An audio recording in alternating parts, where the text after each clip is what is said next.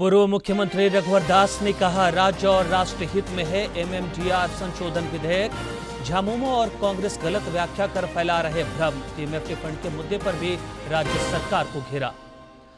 बाबूलाल मरांडी ने की परीक्षा सुधार समिति से प्रशांत कुमार को हटाने की मांग। छात्रा अमीषा प्रसाद ने पुलिस पर झूठे केस में फंसाने का लगाया आरोप। देवेंद्र नाथ महतो की भर्ती सुधार यात्रा जारी। मुख्य निर्वाचन पदाधिकारी का जिला निर्वाचन पदाधिकारियों को निर्देश। मतदाता सूची में उम्र से संबंधित तार्किक विसंगतियों की सुनवाई पूरी गंभीरता और सावधानी से करे सुनिश्चित।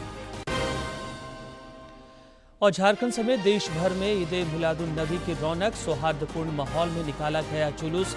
सुरक्षा के पुख्ता इंतजाम।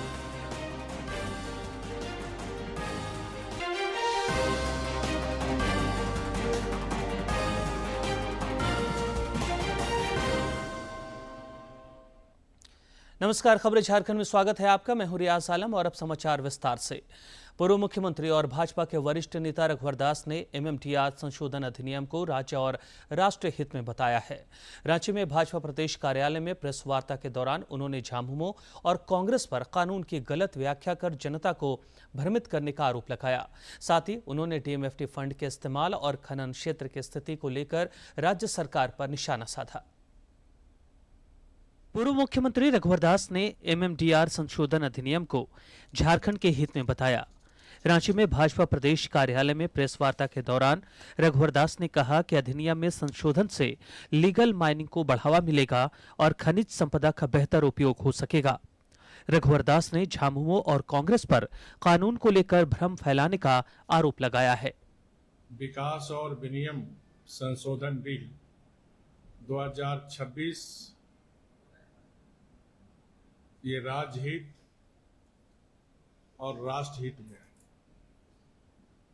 लेकिन झारखंड मुक्ति मोर्चा और कांग्रेस इसकी गलत व्याख्या कर राज्य की भोली भाली जनता के बीच भ्रम फैला है। पूर्व मुख्यमंत्री रघुवर दास ने डीएमएफटी फंड को लेकर भी राज्य सरकार पर निशाना साधा। उन्होंने दावा किया कि डीएमएफटी में बड़ी राशि खर्च नहीं हो पाई है और कई योजनाएं ठप हैं। रघुवर दास ने कहा कि खनन प्रभावित इलाकों में साफ पानी, स्वास्थ्य और दूसरी बुनियादी सुविधाओं की कमी अब भी बनी हुई है। माइनिंग सेक्टर के कुल टैक्स और वैधानिक भुगतान का लगभग 90% राज्यों को जाता है, मिलता है और ये व्यवस्था आगे भी बिना किसी रुकावट के जारी रहेगी। रघुवर दास ने सेस के कारण झारखंड के कोयला और लौह अयस्क की लागत बढ़ने का भी मुद्दा उठाया। उन्होंने कहा कि महंगे खनिज के कारण झारखंड में प्रतिस्पर्धात्मकता प्रभावित हो रही है। उनका दावा है कि लीगल माइनिंग को बढ़ावा देने और सप्लाई चेन को पारदर्शी बनाने से राज्य को रॉयल्टी, डीएमएफटी, रोजगार और औद्योगिक गतिविधियों के रूप में अधिक लाभ मिल सकता है। लीगल माइनिंग में रॉयल्टी, नीलामी, प्रीमियम, डिस्ट्रिक्ट माइनिंग फंड, रोजगार और डाउन स्ट्रीम उद्योग में जो आर्थिक गतिविधियां बढ़ेगी वह इस 1100 करोड़ से कहीं बड़ा इकोनॉमिक मल्टीप्लसर झारखंड को लाकर देगा। एमएमडीआर संशोधन से लेकर डीएमएफटी फंड और अवैध खनन तक पूर्व मुख्यमंत्री रघुवर दास ने राज्य सरकार पर कई गंभीर आरोप लगाए। रांची से ब्यूरो की रिपोर्ट।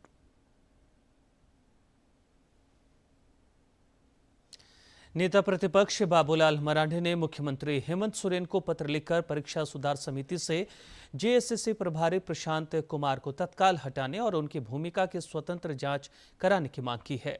बाबूलाल मरांडी ने कहा कि परीक्षा सुधार समिति व्यवस्था में सुधार और पारदर्शिता सुनिश्चित करने के लिए बनाई गई है, न कि संदिग्ध भूमिका वाले अधिकारियों को संरक्षण देने के लिए। उन्होंने सरकार के फैसले पर सवाल उठाते हुए कहा कि अगर सरकार वास्तव में परीक्षा व्यवस्था में पारदर्शिता चाहती है तो उसे इस निर्णय को वापस लेना चाहिए। श्री मरांडी ने मांग की कि परीक्षा सुधार समिति में स्वच्छ छवि वाले, पारदर्शी और ईमानदार सदस्यों को शामिल किया जाए। जेपीएससी जेएसएससी रिफॉर्म मंच ने रांची में संवाददाता सम्मेलन कर झूठे मुकदमे में छात्रों को फंसाए जाने की निंदा की है। मंच की ओर से अमीषा प्रसाद ने कहा कि पुलिस बिना नोटिस के छात्रों को हिरासत में लेकर पूछताछ कर रही है। प्रेस कॉन्फ्रेंस के दौरान उन्होंने कहा कि प्रशासन छात्रों को गुमराह करने का काम कर रहा है। छात्र शांतिपूर्ण ढंग से प्रोटोकॉल का पालन करते हुए प्रदर्शन कर रहे थे, लेकिन उनके साथ दुर्व्यवहार किया जा रहा है। पहले से कोई आइडिया नहीं था सर कि मेरे में प्रोटेस्ट में भी 2 केस हुए हैं। मुझे कोई आइडिया नहीं था। मुझे कहा गया बेटा आप पे कोई केस नहीं है, आपका सैमफोर्ड वाले मामले में उठाए हैं। मुझे दूसरा दिन प्रभात खबर का एक न्यूज़ में मैंने पढ़ा कि 14 नामजद केस है जिसमें अमीषा प्रसाद का भी नाम है। एक दिन पहले मैं प्रतिमा दीदी की मदद करती हूँ, दूसरा दिन मुझे पुलिस उठाती है, शाम तक बोलते हैं कि सैमफोर्ड का मामला है, अगले दिन मेरा पेपर में नाम आता है। तो इससे ये साबित होता है कि प्रशासन जो यहाँ पे कर रही हैं वो क्या कर रही है, गुमराह करने का प्रयास कर रही है। मेरे पे एक केस नहीं किया गया है। शहबाज आलम जी के द्वारा मेरे पे एक केस किया गया कि मैं दंगा फैला दी, मैंने मारपीट करा है, और एक अंचल अधिकारी की तरफ से केस किया गया है। तो 2 केस हुए हैं, 2 केस फॉल्स केस है, मुझे पता है। अब मुझे डर नहीं लग रहा है कि मैं इस प्रोटेस्ट में मेरे पे एक और 2 केस हो गए। बस मैं ये बताना चाहती हूँ कि जिस तरह से मुझे बिना बताए उठाया गया, ये कौन सा संविधान में लिखा हुआ था। छात्र नेता देवेंद्र नाथ महतो की भर्ती सुधार यात्रा का आज तीसरा दिन है। चतरा जिले में मां भद्रकाली के दर्शन के बाद अहले सुबह उन्होंने यात्रा की शुरुआत की। यह यात्रा चतरा से हजारीबाग होते हुए कोडरमा पहुंची। इस दौरान चतरा और हजारीबाग के पदमा, इटखोरी, चौपारण, बरही, सिंहवारा समेत कई स्थानों पर छात्रों ने यात्रा का स्वागत किया। छात्रों ने प्रतियोगी परीक्षाओं में सुधार की मांग का समर्थन किया। कोडरमा में भी सुभाष चौक, बस स्टैंड और झंडा चौक पर लोगों और छात्रों ने यात्रा का स्वागत किया एवं भर्ती प्रक्रिया में सुधार की मांग को समर्थन दिया। देर शाम यात्रा गिरिडीह के लिए रवाना होगी। वहां देवेंद्र नाथ महतो समेत उनका काफिला रात्रि विश्राम करेगा। राज्य के मुख्य निर्वाचन पदाधिकारी के रवि कुमार ने सभी जिला निर्वाचन पदाधिकारियों को मतदाता सूची में उम्र से जुड़ी तार्किक विसंगतियों की गंभीरता से जांच और नियमानुसार निष्पादन के निर्देश दिए हैं। उन्होंने कहा कि विशेष गहन पुनरीक्षण के दौरान किसी एक दस्तावेज के आधार पर निर्णय लेने के बजाय उपलब्ध सभी दस्तावेजों का समग्र परीक्षण किया जाना चाहिए। उन्होंने निर्देश दिया कि एक ही माता पिता की एक से अधिक संतानें यदि मतदाता सूची में दर्ज हैं तो उनके जन्मतिथि और उम्र से संबंधित दस्तावेजों का आपस में मिलान किया जाए। परिवार के सदस्यों की उम्र में तार्किक अंतर और उपलब्ध अभिलेखों की भी जांच की जाए। साथ ही उन्होंने कहा कि किसी भी व्यक्ति के व्यक्तिगत विवरण में विसंगति पाए जाने पर उनके पक्ष को सुनकर दस्तावेज प्रस्तुत करने का अवसर दिया जाए। नेता प्रतिपक्ष बाबूलाल मरांडी ने राज्य के हेमंत सोरेन सरकार पर पत्रकारों के साथ सौतेला व्यवहार करने का आरोप लगाया है। उन्होंने कहा कि राज्य में पत्रकारों के सरकारी संस्थानों में एंट्री को लगातार सीमित किया जा रहा है, जो लोकतंत्र के लिए चिंता का विषय है। बाबूलाल मरांडी ने दावा किया कि सबसे पहले रिम्स में पत्रकारों की एंट्री पर रोक लगाई गई। इसके बाद प्रोजेक्ट भवन में भी पत्रकारों की पहुंच सीमित की गई। उन्होंने जयपाल सिंह मुंडा स्टेडियम को सील किए जाने और अब सदर अस्पताल में भी पत्रकारों की एंट्री पर प्रतिबंध लगाए जाने को लेकर राज्य सरकार पर तीखा हमला बोला है। कभी नक्सली आतंक का गढ़ रहे गढ़वा के बरगढ़ और भंडरिया प्रखंड विकास की नई तस्वीर पेश कर रहे हैं। बूढ़ा पहाड़ क्षेत्र में प्रधानमंत्री ग्राम सड़क योजना के तहत गांवों को पक्की सड़कों से जोड़ा जा रहा है। सुरक्षा व्यवस्था बेहतर होने के बाद अब सड़क, बाजार और रोजगार की सुविधाएं ग्रामीणों तक पहुंच रही हैं। गढ़वा का बूढ़ा पहाड़ कभी नक्सलियों का सेफ जोन माना जाता था। इसके आसपास के क्षेत्रों में नक्सली खौफ के चलते विकास की रफ्तार थम गई थी। गांवों तक पहुंचना मुश्किल था और कच्चे उबड़-खाबड़ रास्ते ही ग्रामीणों का सहारा थे। लेकिन अब तस्वीर बदल रही है। प्रधानमंत्री ग्राम सड़क योजना के तहत गांवों को पक्की सड़कों से जोड़ा जा रहा है। सड़क बनने से ग्रामीणों का आवागमन आसान हुआ है। असावधान भी लागत है, रोड भी बन गया और हम इनके आराम से गाड़ियों में बाजार मन चल जाले। तो पहले बड़ी पैदल रेंगत रही, थक जात रही। सड़क आवागमन के साधन के साथ अर्थव्यवस्था वृद्धि को रफ्तार दे रहे हैं। पहले खराब रास्तों के कारण ग्राहकों का गांवों तक पहुंच दूभर था, लेकिन पक्की सड़क के निर्माण से व्यापार की राह भी आसान हुई है। अब निर्भीक होकर व्यापारी प्रतिष्ठानों का संचालन कर रहे हैं। रोड बनने से फायदा ये हुआ कि यहाँ का आने जाने का पॉपुलेशन बढ़ा, उससे हम लोग का दुकानदारी का थोड़ा सा संख्या कमाने खाने का रूट अच्छा लगा। इसके लिए हम प्रधानमंत्री मुख्यमंत्री को धन्यवाद देते हैं। ग्रामीण कार्य विभाग के कार्यपालक अभियंता सौरभ झा के मुताबिक फेज 4 में 250 गांवों का सर्वे किया गया। इनमें 42 सड़कों को स्वीकृति मिली और टेंडर प्रक्रिया जारी है। विभाग का लक्ष्य हर गांव को मुख्य सड़क से जोड़ना है। वहीं पुलिस अधीक्षक आशुतोष शेखर ने कहा कि नक्सली गतिविधियां खत्म होने से ग्रामीणों का डर दूर हुआ है। उग्रवाद ग्रस्त इलाके हैं भंडरिया बड़गढ़, उसमें उग्रवाद के समाप्ति के बाद हम लोग जोर शोर से काम कर रहे हैं और जितने भी अनजुड़े इलाके हैं उसको पथ से जोड़ने का काम कर रहे हैं। जो सुदूरवर्ती क्षेत्र हैं वहाँ पे उनमें लोगों को चिन्हित कर सैचुरेशन मोड में जो विकास के स्कीम्स हैं भारत सरकार और राज्य सरकार की, उनको आम जनता तक पहुँचाने का प्रयास जिला प्रशासन की ओर से किया जा रहा है। कभी जहां लाल आतंक का खौफ था, वहां अब विकास की सड़कें दौड़ रही हैं। बूढ़ा पहाड़ की ये सड़कें सिर्फ गांवों को नहीं बल्कि ग्रामीणों की उम्मीदों, रोजगार और बेहतर भविष्य को भी जोड़ रही हैं। 3 दशक बाद बदली तस्वीर बताती है कि सुरक्षा के बाद विकास की राह भी खुलती है। गढ़वा से विजेंद्र तिवारी की रिपोर्ट। रक्षा राज्य मंत्री संजय सेठ रांची के बोड़िया स्थित शिव मंदिर में पूजा अर्चना करने पहुंचे और अखंड कीर्तन में शामिल हुए। इस दौरान उन्होंने श्रद्धा और भक्ति के साथ भगवान भोलेनाथ को नमन किया और देशवासियों के सुख समृद्धि की कामना की।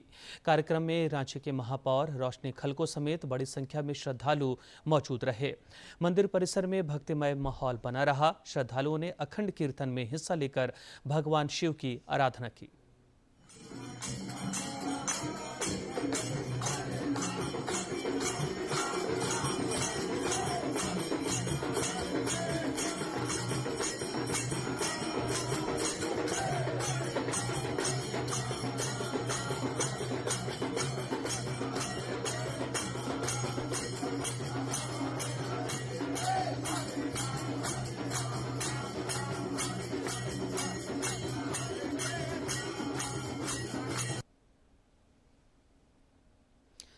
झारखंड समेत देश भर में आज पैगंबर हजरत मोहम्मद का जन्मदिन ईद ए मिलादुन्नबी धार्मिक श्रद्धा और उल्लास के साथ मनाया गया।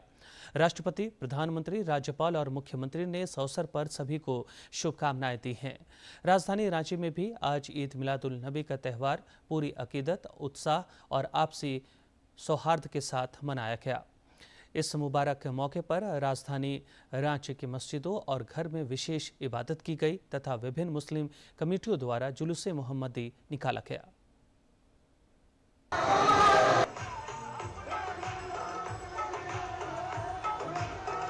रांची में लोगों ने पैगंबर मोहम्मद साहब द्वारा दिए गए इंसानियत, अमन और भाईचारे के पैगाम को याद करते हुए उनके बताए रास्ते पर चलने का संकल्प लिया।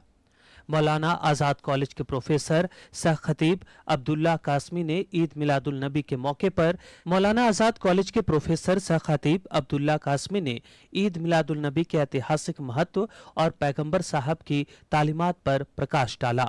जिसने किसी एक इंसान की जान बचाई, फ़कत अहिया नस्ल जमिया, तो उसने पूरी इंसानियत की जान बचाई। और जिसने किसी एक इंसान की नाहक हत्या की, कत्ल किया, तो उसने पूरी इंसानियत का कत्ल कर दिया। रांची में निकाले गए जुलूस मोहम्मदी में हजारों की संख्या में अकीदतमंदों ने हिस्सा लिया। जुलूस में बुजुर्गों ने बताया कि इस पर्व को मनाने का मुख्य उद्देश्य समाज में शांति, प्रेम और आपसी सद्भाव का संदेश फैलाना है। आज हुजूर पाक सल्लल्लाहु अलैहि वसल्लम का यौम विलादत है। इसके लिए जुलूस निकलता है 12 रबी अव्वल का, मिलाद मनाया जाता है और जितने भी ज़ाहिरीन हैं उनके लिए तबर्रुक का एहतमाम किया गया है। और ये जुलूस डोंडा जाएगा और वहाँ पे इख्तिताम होगा इसका। नबी का बनाने का मकसद ये है, हमारे नबी साहब है ना अच्छा पैगाम देने के लिए आए थे, है ना। न उसने हिंदू देखा, न मुसलमान देखा, न किसी जाति को देखा, न किसी धर्म को देखा। हमेशा अच्छाई के रास्ता बताए। जुलूस में सभी इस्लामिक परचम थामे श्रद्धालु पैगंबर साहब की शान में नात ख्वानी करते और नारे लगाते आगे बढ़ रहे थे। जुलूस में शामिल अन्य नागरिकों और प्रतिनिधियों ने पर्व के ऐतिहासिक महत्व को रेखांकित किया। अल्लाह से दुआ यही कर रहे हैं, हम लोग आपसी में मिलाव रहे भाई। हम लोग जो गंगा जमुना का है उसमें सब साथ में रहे, यही दुआ करते हैं अल्लाह पाक से। और ये ना कि हम मुसलमानों का, बल्कि अल्लाह ताला ने कलम पाक में द होली कुरान पे फरमाया है कि हमने आपको दुनिया के लिए रहमतुल लिल आलमीन बना के भेजे, आम आलम के, नॉट फॉर मुस्लिम। इधर जुलूस मोहम्मदी में राज्यसभा सांसद महुआ माजी भी शामिल हुई और मुस्लिम समाज के लोगों को ईद मिलादुल नबी की मुबारकबाद दी। इस मौके पर उन्होंने कहा कि झारखंड में हर कौम के लोग एक दूसरे के त्योहार को मिलकर हर्षोल्लास के साथ मनाते हैं। सरकार भी चाहती है कि पूरे देशवासियों को इसके लिए बहुत बहुत बधाई, मुबारकबाद और शुभकामनाएं। अकीदत, इबादत और भाईचारे का यह पर्व रांची में कौमी एकता की एक खूबसूरत और अमिट तस्वीर पेश कर रहा है, जहां सुरक्षा और शांति के बीच हर कोई एक दूसरे को मुबारकबाद दे रहे हैं। रांची से सरिता के साथ सूरज की रिपोर्ट। ईद मिलादुल नबी के मौके पर गिरिडीह में आस्था और उल्लास का माहौल दिखा। शहर के विभिन्न क्षेत्रों से मोहम्मदिया जुलूस निकाला गया, जो नगर भ्रमण करते हुए बरवाडी मैदान पहुंचा। जुलूस में बड़ी संख्या में मुस्लिम धर्मावलंबियों ने भाग लिया। नगर विकास मंत्री सुदिव्य कुमार भी जुलूस में शामिल हुए और लोगों को शुभकामनाएं दी। जुलूस को लेकर पुलिस प्रशासन पूरी तरह से अलर्ट रहे। शहर के प्रमुख चौक चौराहों और संवेदनशील स्थानों पर पुलिस बल की तैनाती दिखी। समूचे देशवासियों को बहुत सारी शुभकामनाएं। गिरिडीह के लोगों को, तमाम लोगों को बहुत सारी शुभकामनाएं। जुलूस मोहम्मदी में बरवाडी करबला में तमाम लोग जमा होंगे और आज के दिन को नबी की तमाम जो हिदायतें हैं उनको याद करते हुए आने वाले दिन को और बेहतर करने की कोशिश करेंगे। धनबाद में भी इस अवसर पर भाईचारा और अमन का पैगाम देखने को मिला। बरवाडा क्षेत्र में पैगंबर हजरत मोहम्मद साहब के पैदाइश के मौके पर विशाल जुलूस निकाला गया। मौलाना अब्दुल रशीद अजीजी ने बताया कि यह त्यौहार अमन, शांति और भाईचारे का संदेश देता है। वहीं नौजवान कमेटी की ओर से जुलूस के स्वागत में व्यापक इंतजाम भी किए गए थे।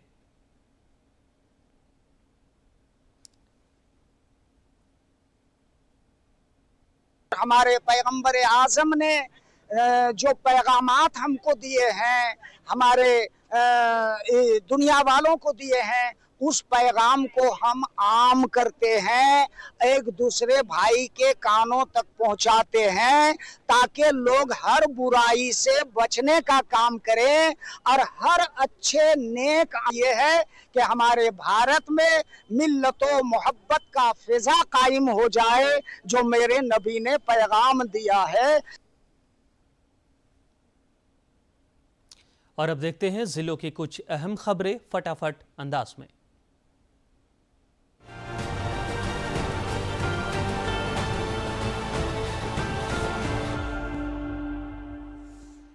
पलामू उपायुक्त ने शिक्षा विभाग की समीक्षा बैठक की। इस दौरान उन्होंने छात्र शिक्षक उपस्थिति, नामांकन, अपार, छात्रवृत्ति सहित विभिन्न कार्यों की प्रगति की समीक्षा की। लातेहार में उपायुक्त ने टाना भगत विकास प्राधिकार की बैठक की। बैठक में टाना भगत समुदाय के लिए संचालित योजनाओं की समीक्षा की गई। उनके लिए शिक्षा, रोजगार, कृषि, भूमि, आवास, पेयजल और आधारभूत सुविधाओं को दुरुस्त करने के लिए संबंधित पदाधिकारियों को आवश्यक दिशा निर्देश दिए गए। सिमडेगा जिले में जन कल्याणकारी योजनाओं एवं आपदा से बचाव को लेकर जन जागरूकता अभियान चलाया जा रहा है। इसी क्रम में कोलेबिरा प्रखंड के लायसा, कोचेडेगा और अन्य साप्ताहिक बाजारों में जिला सूचना एवं जनसंपर्क कार्यालय की ओर से नुक्कड़ नाटक, कला दलों द्वारा जागरूकता कार्यक्रम आयोजित किया गया। सिमडेगा पुलिस ने सोनार टोली इलाके में कार्रवाई करते हुए गोवंश की अवैध तस्करी मामले में 2 आरोपियों को गिरफ्तार किया है। इस दौरान 3 पशुओं को बरामद भी किया गया। पुलिस के अनुसार इन्हें गुमला की ओर ले जाया जा रहा था। बोकारो पुलिस ने मोबाइल चोरी और गुमशुदगी की शिकायतों पर कार्रवाई करते हुए कुल 78 मोबाइल फोन बरामद किए हैं। सभी बरामद मोबाइल को उनके वास्तविक मालिकों को सौंपा गया। हजारीबाग उत्पाद विभाग की टीम ने पदमा थाना क्षेत्र के दर्जीचक, जुहू, कुटीपीसी और पिंडारपुर में छापेमारी कर 3 अवैध चुलाई शराब भट्टियों को ध्वस्त किया। मौके से 40 लीटर अवैध शराब बरामद किया गया और करीब 3000 किलोग्राम जावा महुआ नष्ट किया गया। साहबगंज उपायुक्त ने जिले के खेल प्रतिभाओं को सम्मानित किया। इन खिलाड़ियों ने राज्य स्तरीय एथलेटिक्स चैंपियनशिप में 7 स्वर्ण, 4 रजत और 2 कांस्य समेत कुल 13 पदक जीतकर ओवरऑल विजेता बनने का गौरव हासिल किया है। सिमडेगा समाहरणालय के मुख्य द्वार पर पलाश दीदियों ने राखी और मिठाई के स्टॉल लगाए। जिले के उपायुक्त ने इसे ग्रामीण महिलाओं के मौन स्वावलंबन, अटूट संकल्प और संघर्ष की जीवंत कहानी बताई।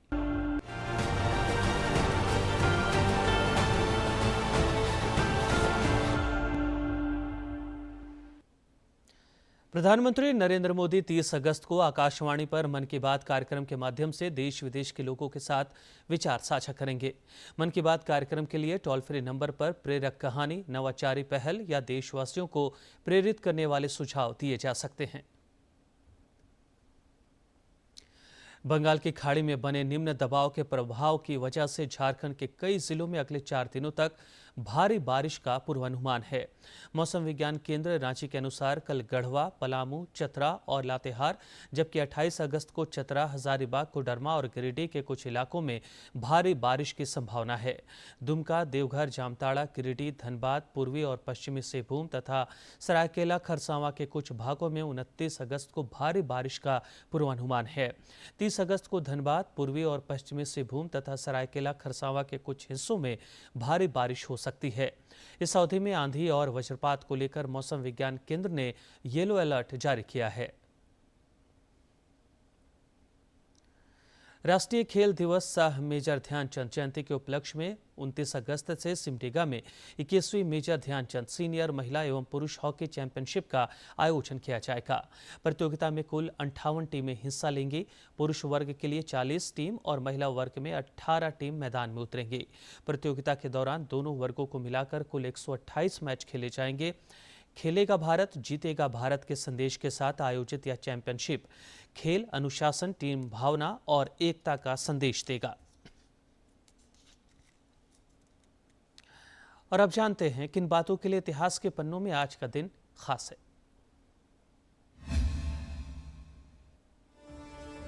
26 अगस्त साल 1914 को प्रथम विश्व युद्ध के दौरान टेनेनबर्ग का युद्ध हुआ। यह युद्ध जर्मन साम्राज्य में पूर्वी प्रशिया के पास एलेस्टीन जगह पर हुआ था। वर्तमान में यह क्षेत्र पोलैंड के अधिकार में है और अब एलेस्टीन को ऑल्स्टीन के नाम से जाना जाता है।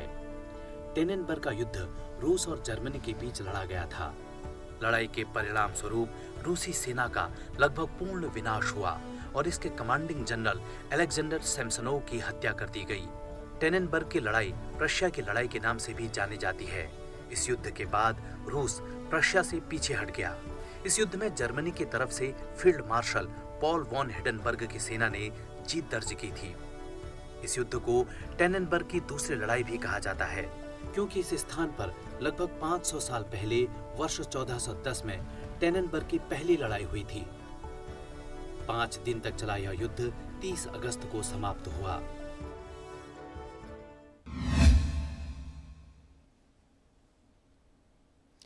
झारखंड समेत देश भर में आज मदर टेरेसा की 116वीं जयंती मनाई जा रही है।